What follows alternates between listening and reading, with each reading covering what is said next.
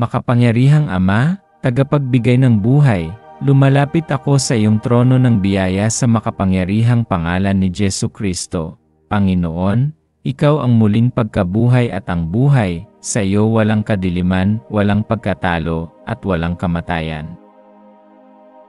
Sa pangalan ni Jesus, tinatanggihan at itinatakwil ko ang bawat espiritu ng kamatayan, kadiliman, kawalan ng pag-asa, at pagkawasak na nais pahirapan ang aking buhay o ang aking tahanan, sa pamamagitan ng dugo ni Jesus na dumanak sa krus. Winawasak ko ang lahat ng impluwensya ng mga kapangyarihan ng kadiliman sa aking espiritu, kaluluwa, at katawan.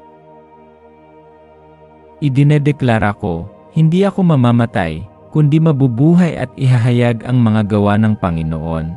Idinedeklara ko, ang aking bibig ay magpupuri sa iyo, at ang aking puso ay para sa iyo lamang. Panginoong Jesus, ikaw na tumalo sa kamatayan. Liwanagan mo ako ng iyong ilaw, puspusin mo ako ng iyong Espiritu Santo, ng iyong kapayapaan, kagalakan, at kalakasan. Hayaan mong ang bawat madilim at makamundong pag-isip ay mapalitan ng pag-asa. Hayaan mong ang bawat takot sa kamatayan ay lamunin ng iyong tagumpay. Hayaan mong ang kapangyarihan ng muling pagkabuhay ay gumalaw sa akin sa araw na ito.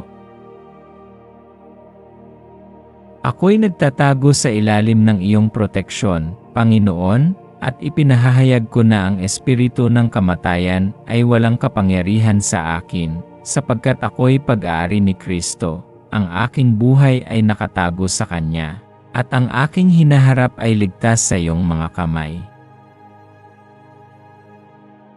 Salamat, Ama, sapagkat hindi mo ako binigyan ng espiritu ng takot, kundi espiritu ng kapangyarihan, ng pag-ibig, at ng malinaw na pag-iisip. Sa iyo ang lahat ng kaluwalhatian, karangalan, at papuri, ngayon at magpakailanman. Sa pangalan ni Jesucristo ako'y nananalangin. Amen.